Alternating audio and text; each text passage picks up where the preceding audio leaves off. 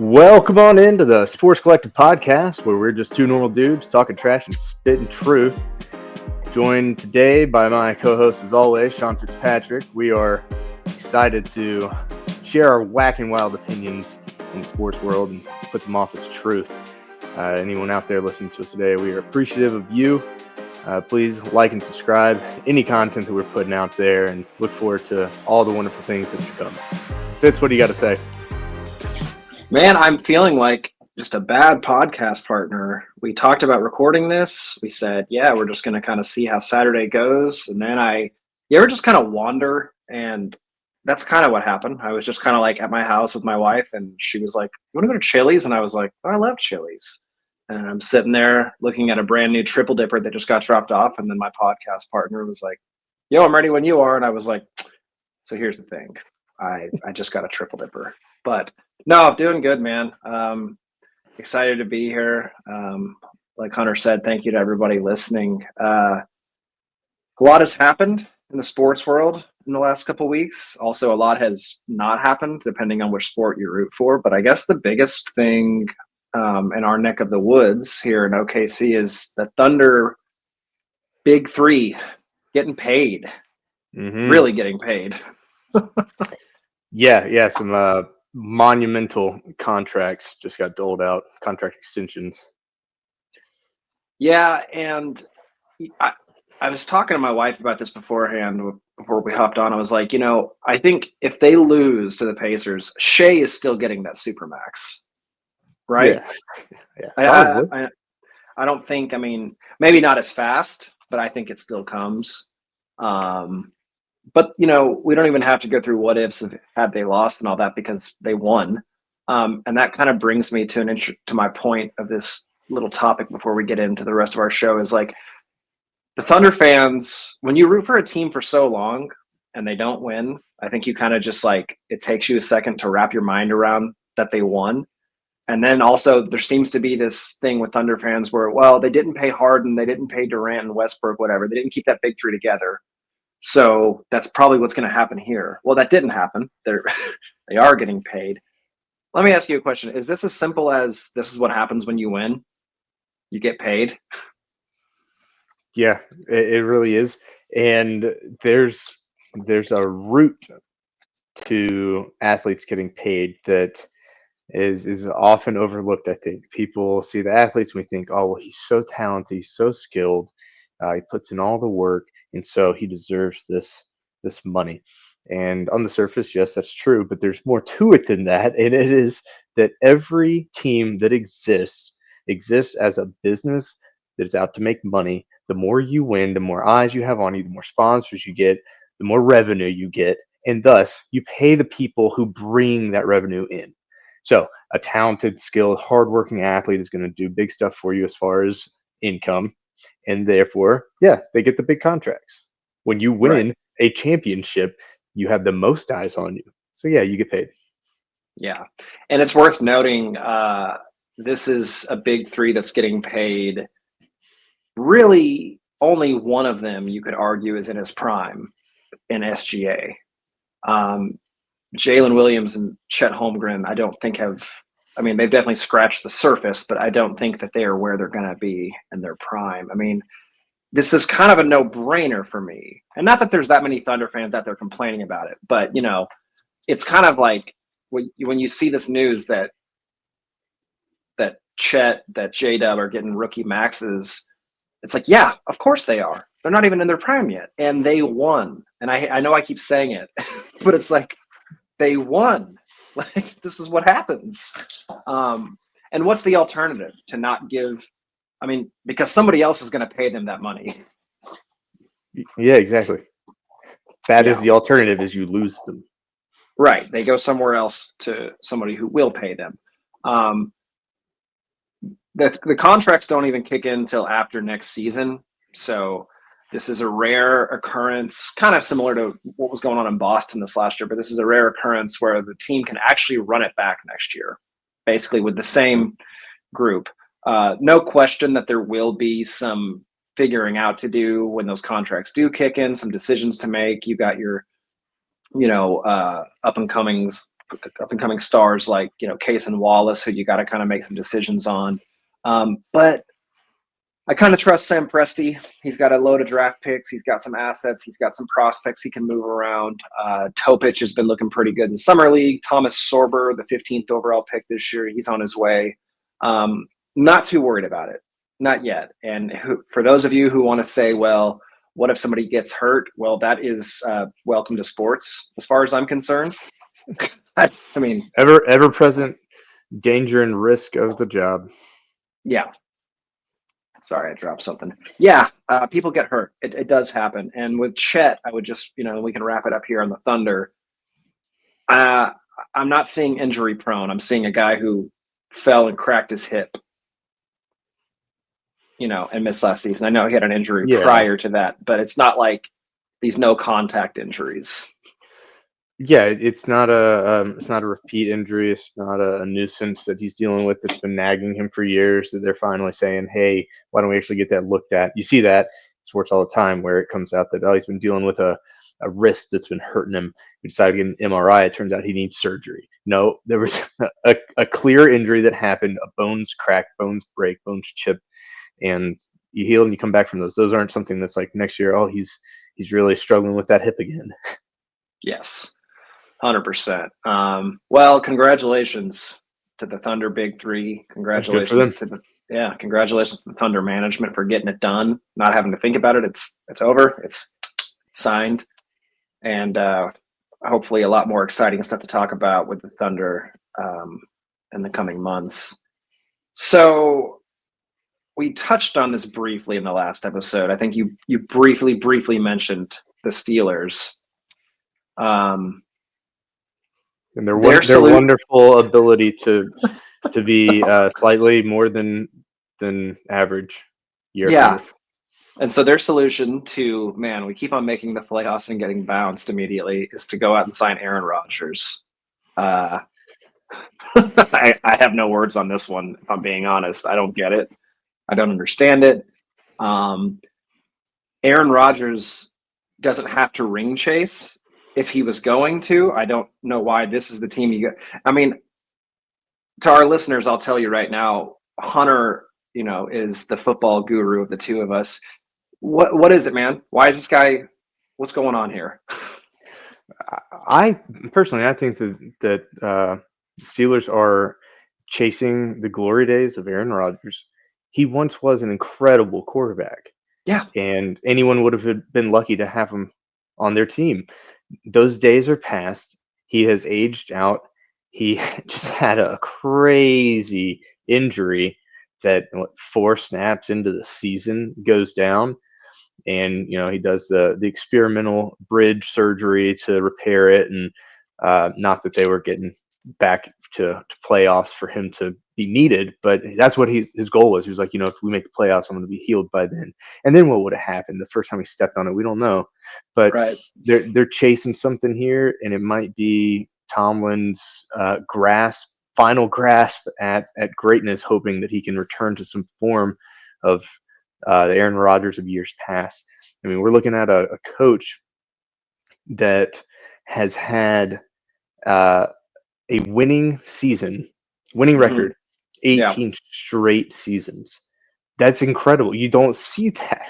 You also don't see coaches that are that stick around like that for that long, that are kept around that long for being mediocre, essentially.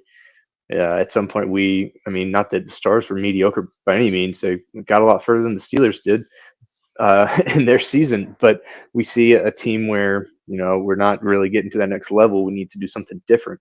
And Pittsburgh's got to do something. And I think this is his last attempt to stick around a little bit longer. Yeah. Yeah. Well, it'll make for some interesting Sunday afternoons in the coming months. I think it's worth noting sports is an entertainment business. And we both know that as annoying as this whole thing is, we're going to watch. So, yeah, I'm very interested to see how things go. Yeah. I'll definitely be watching. One thing worth noting on the last podcast, we both predicted, and we are a little late, um, but we both predicted that Brad Marchand would not be sticking around with Florida. We did not think it was going to happen. Turns out, not only were we wrong, we were dead wrong in regards to like what they were able to do. They extend Sam Bennett and Aaron Ekblad on, I believe, 8-year deals. Brad Marchand with a 6-year deal, where he'll be making $31 million over 6 years. I mean, why not? If you're them, if you're him, happy, just one. This looks to me like a simple case of running it back. Yeah, I think they made some moves that worked out for them. We talked about it before. They have the solid core that they just built upon toward the end of the season there, and they won it. Why not try to do it again? Yeah, that key thing you just said. They won, and this is what worked. happens. They made some moves. They kept certain players over the course of a few years, and they developed that locker room morale. They brought in talent when needed, and this year and last year it worked. So if it ain't broke, don't fix it, right? That's where they're going. Yeah, I'm inclined to agree with you. I don't have a ton more on that other than I would love to sit here and say, yeah, well, it doesn't matter because they're not going to make 4 Stanley Cups in a row and get a three-peat. I also didn't think that they would make it back last year, let alone dominate it the way they did. So best of luck, I guess. Nah, I won't say that. I hope it blows up in their face in the least injury riddled way possible. Never wish injury on anybody, but hope that the team dynamics suddenly fizzles out. That'd be cool. Well, it is kind of like, I don't know. Let's take it out of the, it's kind of enough already. You're just like, all right, like I don't want to see this every single year. Like, can we get something new out of the East? One thing we can talk about next week is why I think that your Carolina Hurricanes are headed that direction. But that is a conversation for another pod.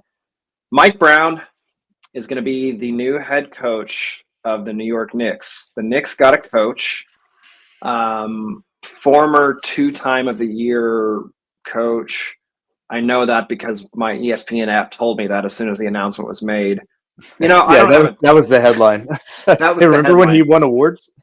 Yeah. I don't want to spend too much time here. We've got some other fun stuff to talk about. All I'll say is this. I have nothing against Mike Brown, and I hope that he does great there. For those, if I haven't said this already, my dad being a New York City native, I've got a little love in my heart for the Knicks. Like, not necessarily like, let's go Knicks, but, it'd be cool to see him do well. So nothing against Mike Brown with what I'm about to say, but is no one going to talk about the fact that, like, in the weeks leading up to him being hired, like, no one was talking about Mike Brown. It was really just all about all the coaches that had said no to them. He wasn't a part of the conversation, at least publicly, and then suddenly he's it. Yeah. Where this comes from? He's the guy, and you're like, oh yeah. I mean, I guess he wasn't okay. That's an option. Yeah, the New York Knicks team to keep an eye on in the East this year, primarily because the East is so wide open. We touched on that in the last pod. All the injuries. We'll just have to see how it plays out if they're done making moves. If everybody else in the East is done making moves. Sticking with basketball for just a second. LeBron James opts in to his player option of $51 million. I don't know if that's the exact number for those who want to hold me to it, but yes, it's about 52 million. Does LeBron just want attention? I don't get it. I don't know. I don't know. I don't really keep up with LeBron too much, for being honest. He's made his headlines for so long that you see some news about him, and until it's he's retiring or he's done something outrageous, I'm just be like, yeah, LeBron's He's getting paid. He's going to be, Yeah. one of the greatest of all time. Yeah. All I'll say about this is my personal opinion, and this is not like a straight up original thought. I'm sure there's plenty of other people in other pods who have had this thought. I don't think he's going anywhere.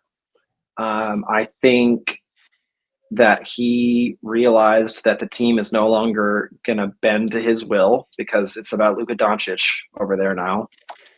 And he had a player option and was like, well, if this is my last year in LA, I'm going to get paid. I'm going to take the payday. And that is really all there is to it. People who say he's trying to put pressure on the Lakers front office to build a contender around him,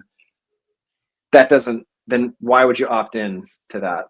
Because he's already pretty untradeable. Now he's very untradeable with that much of a salary cap hit. I don't think there's any teams out there that are going to, gut their roster, gut their draft picks to get a guy who, yes, while still highly effective at age 41, but he's probably only going to be with you for a year. So I'm going to sum it up to LeBron just wants attention. There's nothing to talk about in NHL free agency. End of pod. We can talk about the one move that everyone was waiting for that just disappointed and was super anticlimactic when Mitch Marner moves to Vegas. Okay. Yeah. Mitch Marner, Toronto, born and raised, decides that it's time to move on. Going to go play for the Vegas Golden Knights. 8-year deal, 8 years, $12 million AAV. Leaves a nice note on Instagram to the fans of Toronto saying that he's sorry he couldn't get it done and that he loves Toronto and the city. Look, we're going to be doing pods all summer into the season. We'll have plenty of chances to talk about this. I have some thoughts. Not for today. I think all I'll say right now where I sit is I genuinely wish Mitch the best in Vegas. He's a talented player. It sucks for him that he was not able to get it done in Toronto. Not many people get to play for the team that they rooted for growing up. And I know that Tavares plays there as well, and so there's that element to it. But it's a bummer to wake up one day and be like, maybe it's best if I go somewhere else. I hope he finds success in Vegas, although I have no love for Vegas, the team. So best of luck with the Golden Knights, Mitch. 5-time Pro Bowler. Ndamukong Suh, he's done. He has hung up the helmet, which that news came in earlier this morning on the 12th. And he's had quite a career, 15 years in the NFL. He's played in several different organizations, and the last few years been in Philly. It's been an absolute menace on their D line, and any quarterback, any running back could attest to that. But that's going to be a big hit for Philadelphia to have to fill that. So I'd be real curious to see if they just shift some people, if they try to make any kind of off-season moves to replace him. But yeah, he's a big name in the league, hanging it up, going out on top. Yeah, that's a pretty good time to do it, I guess. Pretty good way to walk. So, speaking of, onto the NFL, we're going to do some football talk today. We're going to do some off-season shifts. We're going to do some rookie draft review. And then next week, we're going to do this again, but we're just going to get to the names that we can today. But let's start with some off-season shifts. What are your thoughts on the Raiders offense? It's a little concerning as a Chiefs fan. They've brought in some people that have the potential to lift the Raiders to a level of contention where they could actually keep up They've had a few pieces of it here and there over the last few years. They had an incredible season as last season with them with Josh Jacobs, star running back. They just got who seems to be the new sensation, the tight end position, Brock Bowers last year, and in this offseason, they've brought in a new quarterback to take care of their Farva lookalike, Yeah. and Geno Smith. It took him a little while to break out in his career, but when he did, it's like, oh my gosh, this guy's actually competent and capable of sustaining a decent team. Yeah. And so he has that veteran mentality, that veteran status, and the ability. And then along with him from Seattle comes Pete Carroll, to the aged man himself. He is the anomaly of men his age that he still gets out there and runs with them, throws the ball and catches in practice. And I mean, the guy's what, 70 something years old. So, and then of course the two big moves in the draft, which we'll talk more about here over the next couple of weeks. But Ashton Jeanty, huge addition to the team. He's going to be their star running back, and Jack Besh coming in to help Jakobi Meyers in their wide receiver room. He should be a nice addition. So, I mean, with all of that, we're talking new head coach, new quarterback, new running back, new wide receiver, veteran wide receiver, second year all-star. I hate to say it, but the guy was incredible. Tight end. It's hard to say that they're not going to be someone to be worried about. Yeah. I think my only take on that, as far as, I get it. Everything you just said is correct. They are something to worry about. It has to work though. And I'm just coming at it from a pessimistic standpoint because that's fun for me. But I will, when the Nashville Predators brought in Steven Stamkos and Jonathan Marchessault and Brady Shea and all these guys, I was like, oh gosh, the Preds are going to be good. And well, all you have to do is go to NHL.com and look at the standings from 24-25. It has to work. Having said that, for the reasons that you just said, I think it probably will work. Definitely a team to watch. Definitely a team to watch this year. The AFC has gotten tough. Tell us why, Stutz.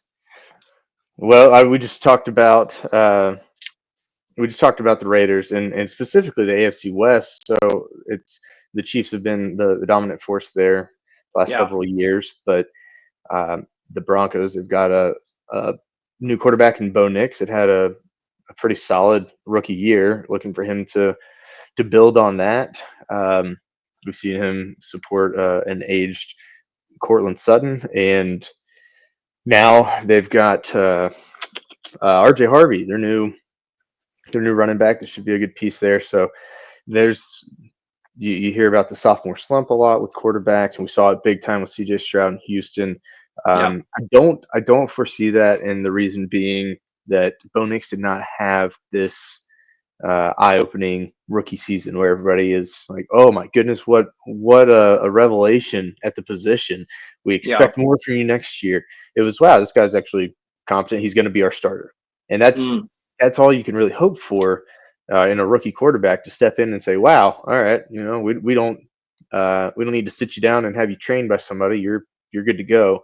And from there, I think it's a lot easier, especially from the mental aspect, for a second-year quarterback to just level up a little bit instead of having to maintain this extremely high level that they achieved on their first year. So that's going to be something to watch. And then with the Chargers, I mean, they've got Justin Herbert there, and he's had his ups and downs, but the fact remains he's a really, really talented quarterback. They brought in Najee Harris, and they drafted O'Marion Hampton, so they bolstered their backfield. And with the coaching changes they've made in the last couple of years, we've really expected them to be a very run-heavy team. Their backfield hasn't leaned that way for this reason or that. But either way, they've made two big moves in the offseason to bring their running back room up to speed. So, so yeah, it's just all around is becoming a pretty dangerous few teams there. But is it enough to overthrow Kansas City? There is significant potential for that, I think.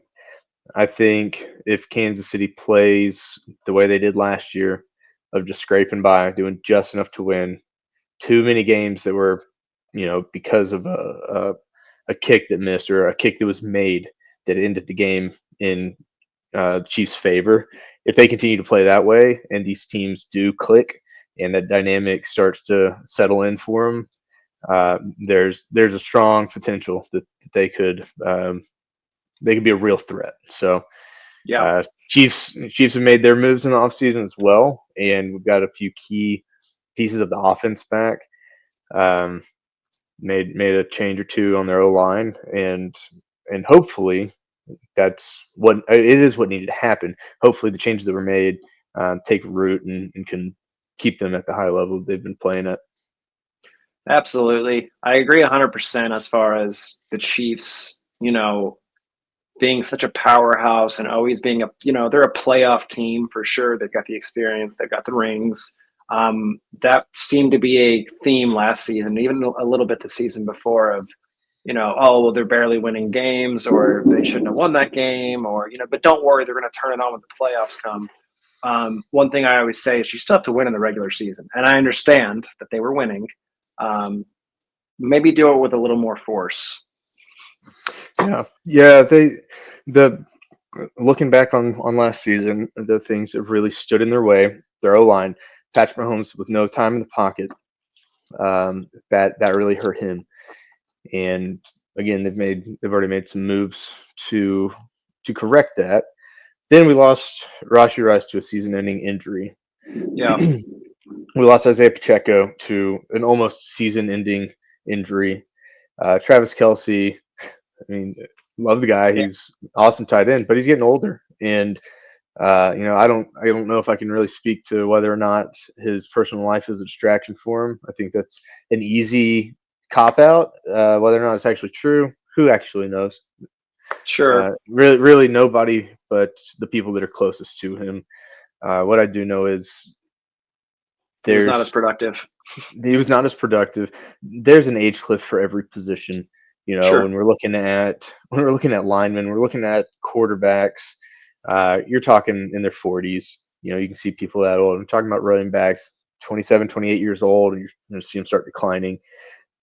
Mid 30s, tight ends. He's there. It's going to happen. Yeah. They're going to get somebody in succession behind him, and we'll move on one day. How long he hangs on to keep pushing for another ring, or at least a return to form kind of dominant season like he used to have, still up in the air. Yeah, absolutely. Okay, so another NFL draft come and gone. Wanted to ask you about the number 1 pick this year, Cam Ward. Thoughts? Yeah, he should be great. He's my rookie quarterback in our dynasty league. So obviously he's. Gosh, you did get him, didn't you? Yeah, I got him really late too. Nobody wanted him. That's fine. He's stepping in to replace Will Levis. Yeah. Essentially, I think he's going to be a day one starter for them. I don't think there's any. Let's let Levis give it another shot. He's been less than adequate for them for far too long now, and I honestly I don't think that they really have the pieces that they need on that offense. They've got a couple pass catchers that have potential, but I don't think it's high potential. When we're talking Calvin Ridley, we're talking Chig Okonkwo, and then in the backfield, Tony Pollard. It's an older team in some areas, and they're probably going to be able to maintain if he steps in and is the quarterback they want him to be. But they're not the team that's going to get anywhere close to a ring. No, but you're bringing in the number one overall pick, a guy who at Miami last year, goes 10-3, throws 305 completions, 4,300 yards, 39 TDs. You're going to let that kid start. Yeah, well, it's you look at draft capital and first round, even second round draft capital is extremely valuable. But when you talk about the number one overall pick, you're pulling this guy in, and pretty much no matter what happens outside of injury, you're saying we got to start him. Yeah. Or else, and this is saving face for a lot of the bigwigs on these teams, but like, how dumb are we going to look if we took this guy first overall and we have to replace him mid-season? Just to let him sit there for a little bit. Yeah. And I mean, when we look back at like even Trevor Lawrence, he's a perfect example. He was number one overall pick. He was supposed to be the golden boy of Jacksonville, and he has weapons, which Travis Etienne's been what he's been. Brian Thomas Jr. came in last year and had a pretty solid season despite Lawrence being pretty subpar.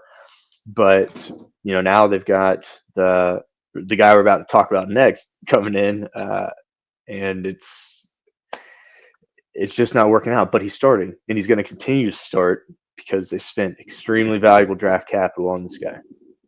Absolutely. And as you just said, the guy we're going to talk about next, the number 2 overall pick, Travis Hunter, goes to the Jacksonville Jaguars. Pretty unique draft pick. Plays offense, plays defense. Yeah, they got a 2-for deal here. Right. I mean, I'm watching the draft that night, and I'm like, okay, obviously the kid ripped it up last year and really has through his entire college career. But you get a guy who can play both sides of the ball. You take him number 2 overall. If you're the Jaguars, are you sitting there saying, okay, I want him playing offense? Or are you excited about the fact that you don't have to make that decision yet? Or do you already know? I think they know what they want. Yeah. He's a unique one in that he's making demands before he has any real place to make demands. I'm not going to play unless I can play both sides of the ball. All right, that's not your call.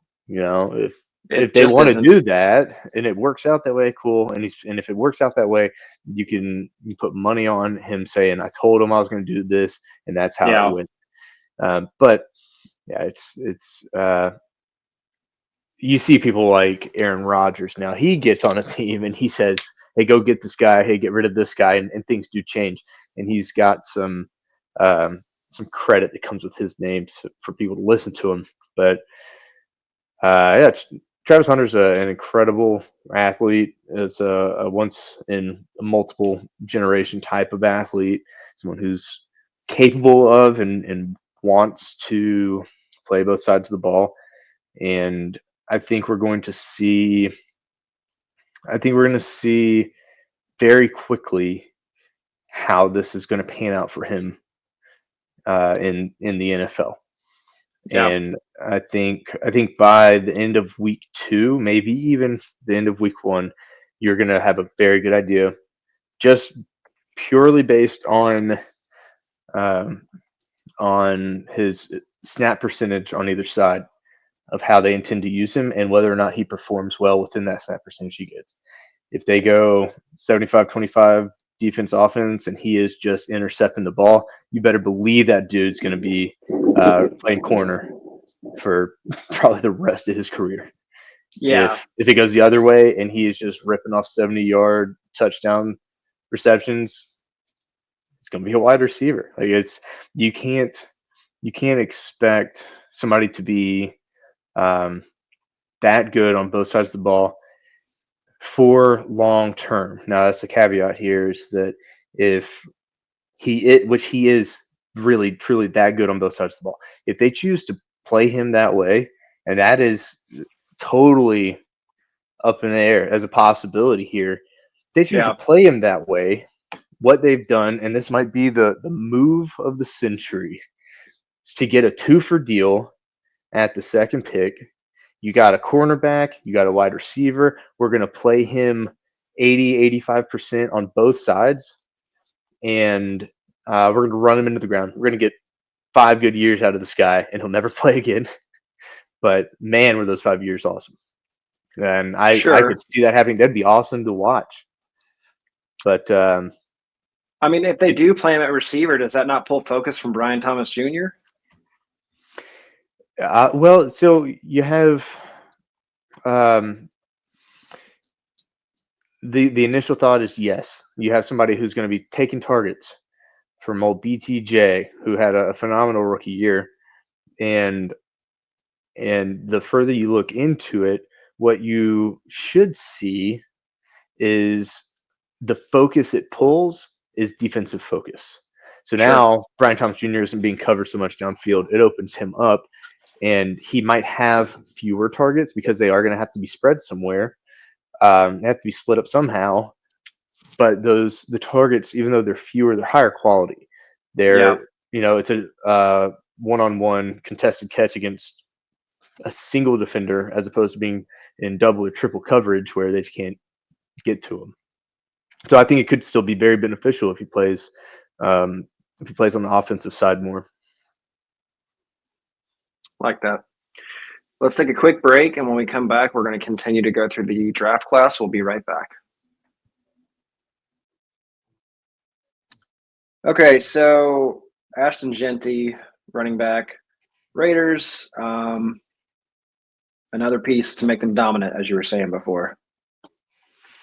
Yeah, they had a taste of dominance in their backfield with Josh Jacobs, and he's since moved on to Green Bay, and I think they've been severely lacking there with the last couple of attempts. But Ashton Jeanty should be the piece that they are looking for and need. Everything in his collegiate career points to that. Obviously, we've seen it plenty of times that college does not necessarily translate quickly, if at all, to the pros. So whether or not he's going to be as productive or efficient has yet to be seen. I think he will be, but yeah, it's another scary part of the Raiders team. Yeah, just yet another piece. How quickly are you going to draft this guy in fantasy this year? Ashton Jeanty? Probably not. I'm somewhat excited / hesitant to take Brock Bowers. Rookie running backs, I can't quite put my finger on what it is, but rookie running backs typically don't appeal to me the same way they do a lot of the fantasy community. I like to see things proven, and I'm one, and you know this. I want to go make trade offers when I see something I like, so I'll let them prove it first. Sure. Not always the fairest trade offers, but sometimes, Yeah. Okay, talk to me about. We're talking about the awful Carolina Panthers, but Tetairoa McMillan, great piece, just not the best team. Yeah, great wide receiver. He could be the piece that shows up there and gives Bryce Young what he needs to step up for them. He showed some flashes of brilliance toward the end of last season, and has been able to feed Adam Thielen enough for him to have a productive season at his age. And so, there's some potential that he's making big steps. I don't like to use Josh Allen as the example because he is more the exception than the rule. But correct. But Josh Allen had awful start in the NFL. It's terribly inaccurate, and worked with a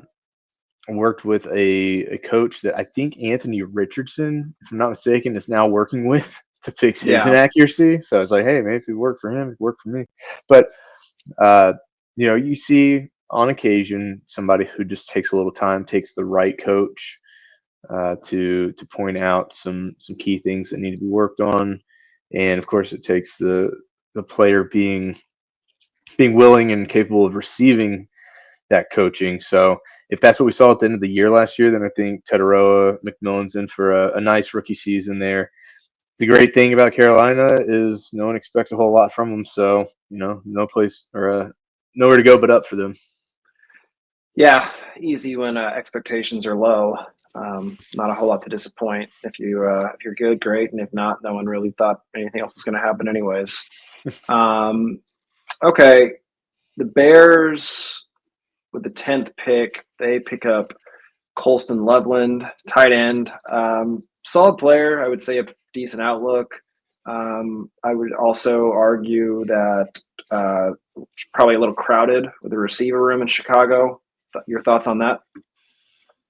Yeah, it was crowded. It was a little crowded already last year, and of course, every team has 10 or 12 receivers. But as far as starters that are out there that are aiming to be the number one and wanting those targets, we're talking DJ Moore got paid big time last year, um, and his name's slipping my mind now. Older guy that went there from I Keenan believe the Allen. Chargers, Keenan Allen, yeah. Yeah. And then Roma Dunze on top of Cole Kmet, their more tenured tight end. And we just saw really a big flop of a season from Caleb Williams. So, Yeah, you think it was I a flop? yeah, I do. And I think my wife's really happy about it. She's Yeah. not a Caleb Williams fan. I don't know a ton of people who live where we live that were not completely rooting for him to go belly up. Yeah. So yeah, I think he's a great tight end, great player. I think if they use him right, he could show up and do something. I think it's going to be kind of challenging with the people that he has in front of him right now. It might be a bit of a waiting game for him to really get his time to shine. Yeah, I mean, I kind of agree with you there. I think it's just it'll be a wait and see situation. Speaking of tight ends, Tyler Warren gets picked up 14th overall by the Colts. Is this the move that Indy needed to make? No, but I don't know that anybody knows what move they really needed to make. The obvious Sure. answer is they need a quarterback that's not Anthony Richardson. But again, with flashes of brilliance and his running ability, I don't think they're ready to move on just yet. Mm-hmm. So it's hard to say. I don't see you don't see Indianapolis the in the spotlight too much outside of Anthony Richardson being garbage for the most part, and the hopeful return to awesome for Jonathan Taylor. So I think Tyler Warren has a lot of potential for receptions this year if we have a lot of dump offs from Anthony Richardson. But history has shown that he's either going to run or he's going to launch it and get picked off. So, yeah. I mean, in defense of Anthony Richardson, you're not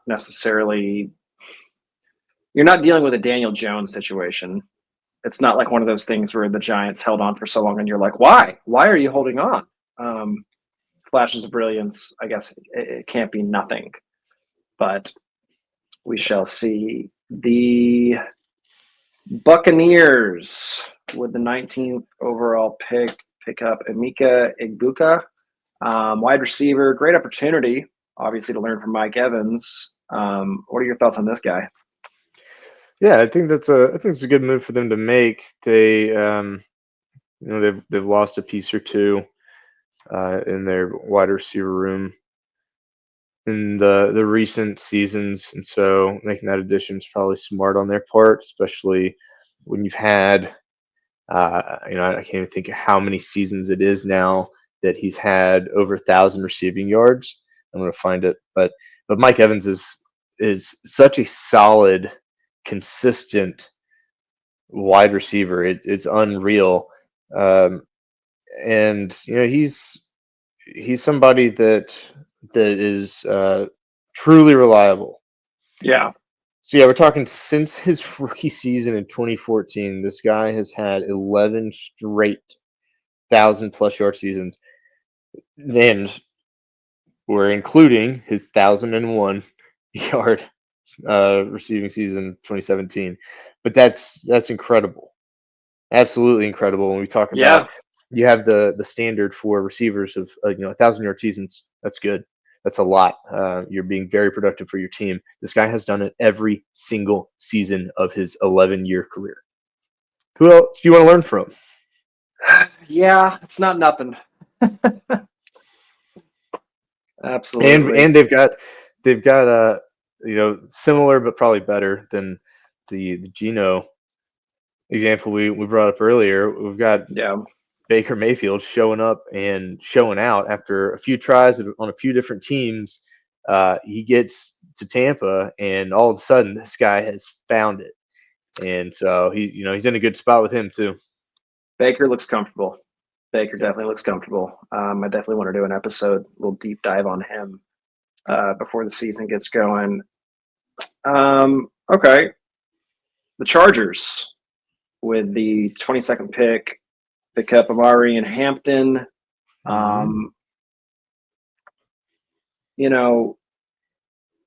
It's kind of like you said. He's going to be behind Najee Harris. He's a new guy in the league, but I think we both agree he's probably likely to take over the backfield, maybe mid to late season, depending on where they're at.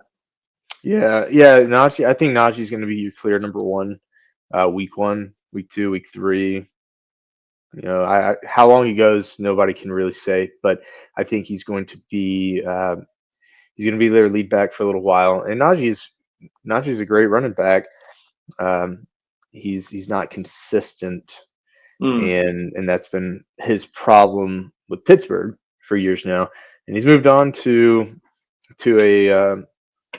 another team over on the West Coast now, and I think they're going to use him in a similar fashion to the way Mike Evans will be used for Egbuka, where he's going to be on the field, he's going to be productive, and he's going to have his role to play. But a big part of that role is going to be mentorship. It's going to be showing the new guys how to do it. And I think Marion Hampton's going to be seeing more than his fair share of snaps by midseason. Yeah, absolutely. And I mean, you talked about consistency. For Hampton in 2022, he starts 3 games and gets 400 yards. 23, he starts 11 games, gets 1,500 yards. 24 starts 12 games and gets 1,660. So does seem to be a consistent trend there. We'll see what happens. We'll definitely see what happens. The Packers. Let's talk the Packers. They pick up with the 23rd pick, Matthew Golden, coming from the Horns. Hook 'em.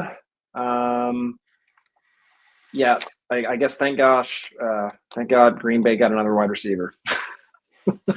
Yeah, you're starting to get worried that Christian Watson and Romeo Doubs, Dontavian Wicks, and Jaden Reed and Mecole Hardman and their other 12 receivers that seem to get some of the love are getting lonely on their routes downfield, running alone. So yeah, it's I'll say it's shocking that they've spent such high draft capital on another wide receiver when they have really 3 or 4 very capable wide receivers that they can't seem to pick who's number one.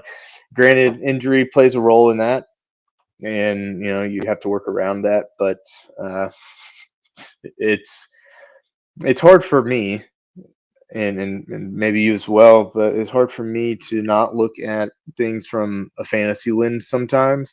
So when I see the the Packers wide receiver room, I see a wide receiver room I want no part of, because Yeah. 1 week you're going to have Dontavian Wicks rushing in 4 touchdowns, and then next week you have Christian Watson taking 10 receptions for 170 yards, and it's great for them as far as being able to do that. It's similar to the Chiefs, where they've got so many wide receivers that are downfield catching the ball that you don't want to start any of them in fantasy because the consistency isn't there. But they make it work where they need to. And Sure. Green Bay's been a bit of a, I can't even say up and coming, because they went from Aaron Rodgers in his prime to where they are now. Jordan Love's been an incredible transition from veteran to borderline rookie. So I mean, it seems to be working for him, but it's just shocking. I mean, this is not the NBA where there's only 2 rounds in the draft. Yeah, like it's the 23rd overall pick. That's a lot of teams would kill to have that. You would think that they need to go looking for something that they need. Is this a player that's just too good to pass up on? I'm with you. It's a little confusing. Yeah, I don't know that he was. Yeah. Or is. Yeah. And you have to just assume that conversations behind closed doors with the Green Bay higher ups, they know something we don't. And to that, I say, prove me wrong. Let's see him come out and be the guy. Yeah, because that's what they need. They really need a clear number 1 wide receiver on the team, or rather, a clear wide receiver 1. I don't think they've got the number 1 wide receiver in Matthew Golden, but No. they need one to step up and be the guy on their team. And that other list of men that I mentioned earlier are great supporting cast. They are absolutely capable of supporting as wide receiver 2s or 3s even, but none of them is a clear one right now. They need that. So maybe this is him. Yeah, I mean, sometimes when you overload things a little much, especially from a fantasy perspective, it's tough to swallow. But even, you don't always get the results that you would expect just being stacked. I talk to a lot of Dallas Stars fans all the time about how could this team not get it done with the forward depth that we had last year going into the playoffs? Like how are we not sitting here right now with a Stanley Cup? I mean, when you look at Rantanen, Hintz, Robertson, Granlund, Duchesne, Sagan, Marchman, Johnston, and it's like, are we answering the question? Was there a little too much? Maybe. I don't know. I know that the fantasy value that I had in some of those guys definitely dropped down the way because there was just not really enough puck to go around. But speaking of a place that, or a franchise rather, that seems to be stacked up with something and does not have a clear number 1, my team, the New York Giants, part ways with Daniel Jones, as if we're all supposed to be happy that they finally did it. Okay, cool. They take Jackson Dart with the 25th pick. They moved back to get him after selecting Abdul Carter with a 3rd overall pick. But this is the situation building where there's too many QBs. You got Russell Wilson. I don't know. Yeah, you bring in Russell Wilson. They bring in Jameis Winston, and part of that is extremely intriguing. Jameis Winston is the epitome of a spray and pray quarterback. He's just like, hope it works out, dude. The guy gets picked off like no other, but he has such a high completion and touchdown rate because he airs it out downfield so much. He's just like, hey, dude, I'm going to launch it. I'm trusting that you know what you need to do to get down there and catch it. And it worked out a lot for him. I mean, he's putting up a few too many picks a game, but he was coupling that with touchdown after touchdown after touchdown. And I think with Malik Neighbors there, that would be cool to see. Sure. That'd be really cool to see. But I fear that I first of all, I don't think Jackson Dart's going to be their week 1 starter. I think it's going to be No. Russ. I think Russell Wilson's going to step in. I think he's going to disappoint as he has for the last few years.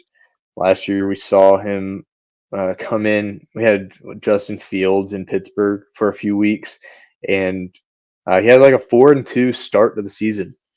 And they're like, "All right, you're up, Russ. See what you got." And he had a pretty solid first few games. But he fell off quick. He doesn't have the stamina that he used to. He's not. He's not in a system where he's familiar with the guys and the coach and the schemes. Not yet, at least. And Russell Wilson strikes me as the kind of guy that really needs that rhythm and that time to settle into it. And he's just not getting that opportunity anymore. Especially just at his age in his career, he's not going to have that. He's probably going to bounce around another couple teams that need somebody as a veteran backup, or in this case, maybe a veteran starter for a few games. And Jackson Dart very well may have his opportunity by the end of the season to show him what he's got. But I think he's a clear 3 behind Russ and Jameis right now. I agree. I also agree that taking him moving back to get him at 25, to have him be a clear number 3 out the gate is just the most New York Giants thing I've heard in a little bit. Be very clear. I would love to see something work out there. You've got Malik Neighbors. You'd like to see something going on, but not holding my breath. Not for the Giants. Okay, we're going to talk about the rest of the draft class next week. But before we go, how about some off-season winners, or winner, rather? You decided to go with the quarterback situation for the Jets, it looks like. Talk to me. Yeah, I think Garrett Wilson's the winner there. They've obviously had a rough few years with quarterbacks for the Jets, and somehow he still managed to be productive. He's still been a valuable asset on their team. He's quick, he's shifty, and he can get up in the air and come down with the ball. And that, again, that's been despite trash quarterback play. So now we're reconnecting him with a quarterback he's familiar with.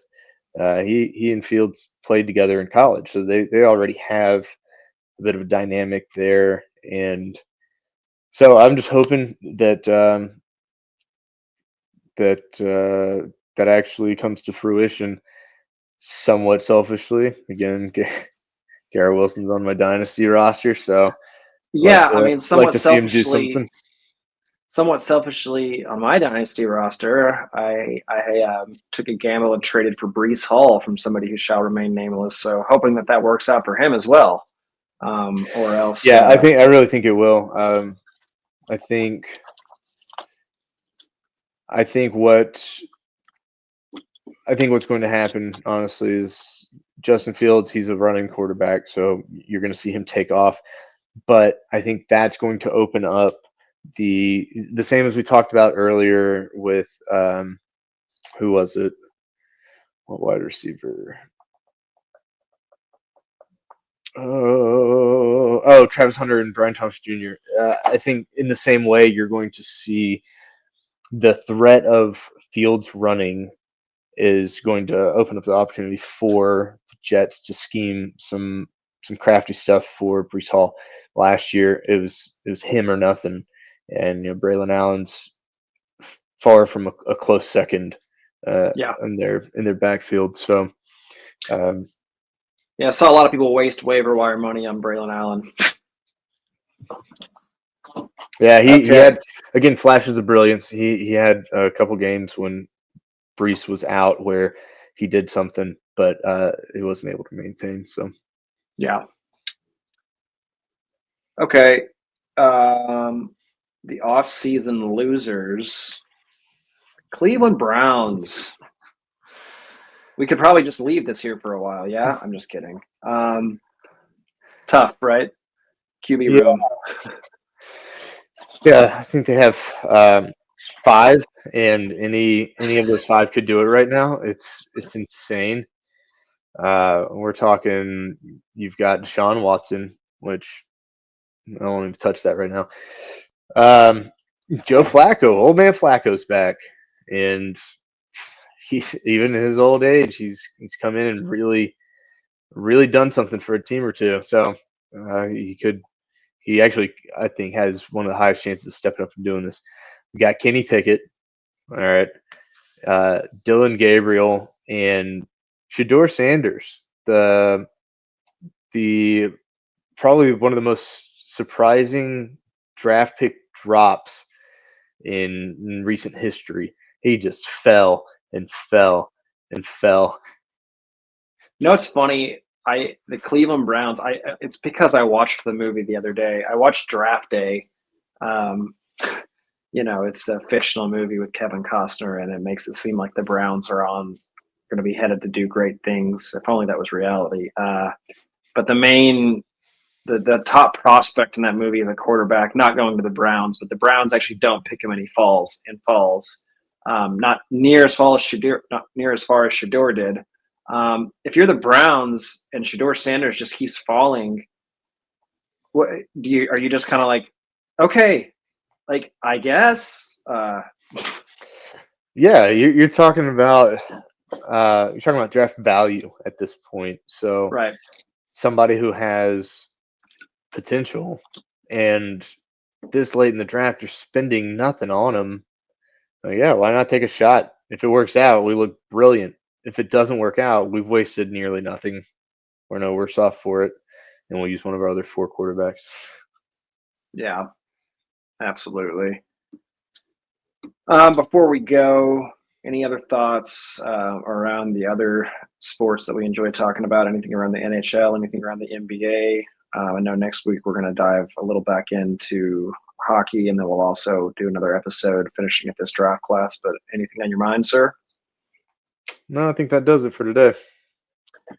All right. Well, if this is your first time listening to the Sports Collective, please like, subscribe, share this wherever you get your podcast. We're very thankful to everybody who listens, all 3 of you, all 4 of you. We'll see. Hopefully that number can grow. But no, in all seriousness, thank you for listening. And Hunter, always a pleasure, my friend.